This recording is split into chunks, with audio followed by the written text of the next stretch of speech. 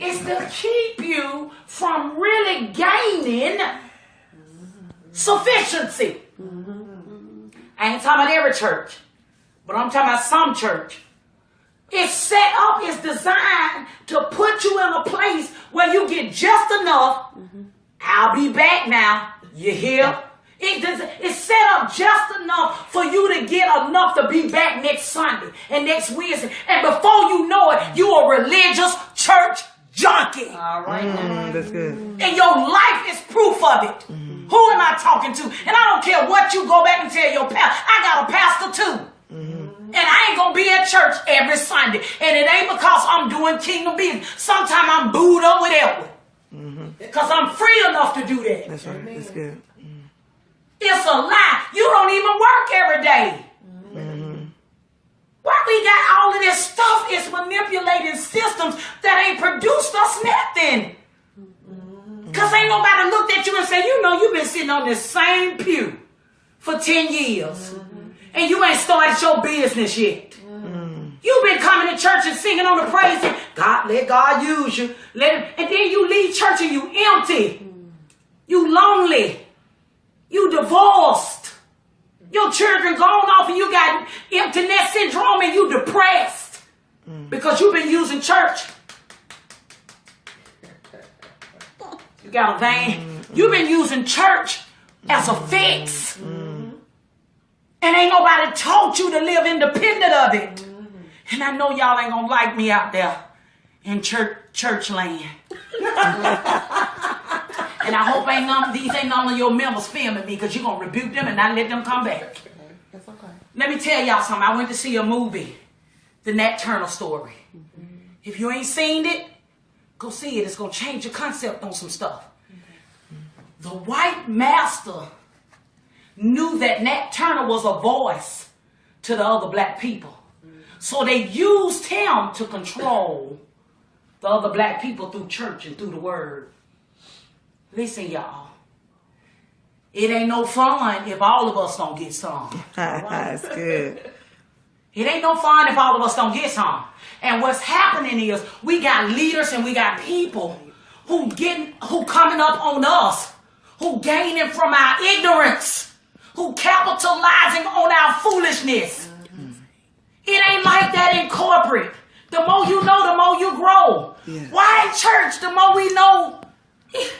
Help us. Destroying the spirit of rejection. I don't know Johnny Card.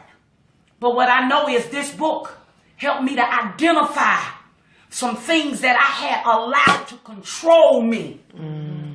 Because I had low self-esteem. I can assure you that when you find out who you are, ain't nobody gonna have to tell you.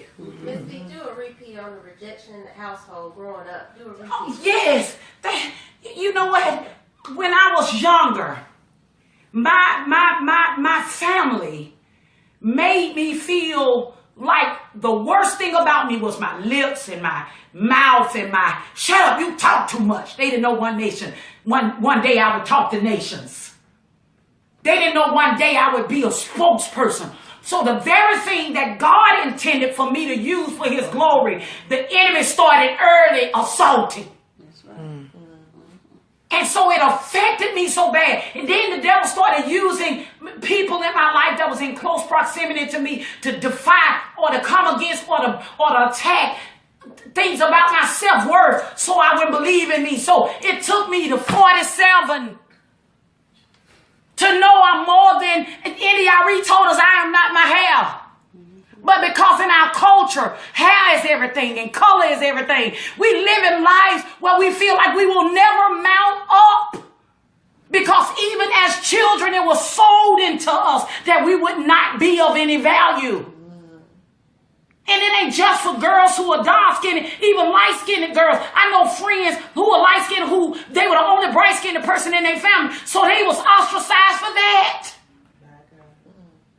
Young lady Tasha was just talking about her husband said, don't play calling my son no names. Don't be speaking that over him because he is royalty. What would have happened to your life if somebody would have told you you was great? What What would have happened to your life if somebody would have told you you was beautiful? Would you be going for an old knucklehead that's abusing you today? If you had somebody in your life to affirm you and tell you you were fearfully and wonderfully made, would you have been in a different place today? What is it that you didn't hear that has shaped your life? What is it that you have heard that has shaped your life? We're going to destroy the spirit of rejection. I know it ain't going to be a lot of people that's going to celebrate me and like me because I'm giving folk wisdom. I'm giving folks freedom. See, wisdom provokes freedom. Knowledge is power. Right. What you don't know will destroy you. What you don't know will keep you in captivity. Baby, listen. They did a survey. They did a test on a bear. Y'all probably heard this story. And the test was the bear had lived in a cage all of its life. And they came and removed the cage from around the bear. But because of his mind state, he did not have a mental ability to know the cage had been moved. So he would only go 12 steps forward and 12 steps back. Who am I talking to? You don't even know you've experienced or you are in the presence of freedom because you've been bound for so long. Because nobody told you your worth and your value. You're still living under the deficit of word curses. You're still living under the curse of your family. So you got diabetes and you done gave into it. You don't even know you can reverse it with an eating habit. You can change it with the way you eat. You can exercise and it'll go away. What have you accepted that has prevented you from living your best life ever? It's time to destroy the spirit of rejection. Amen.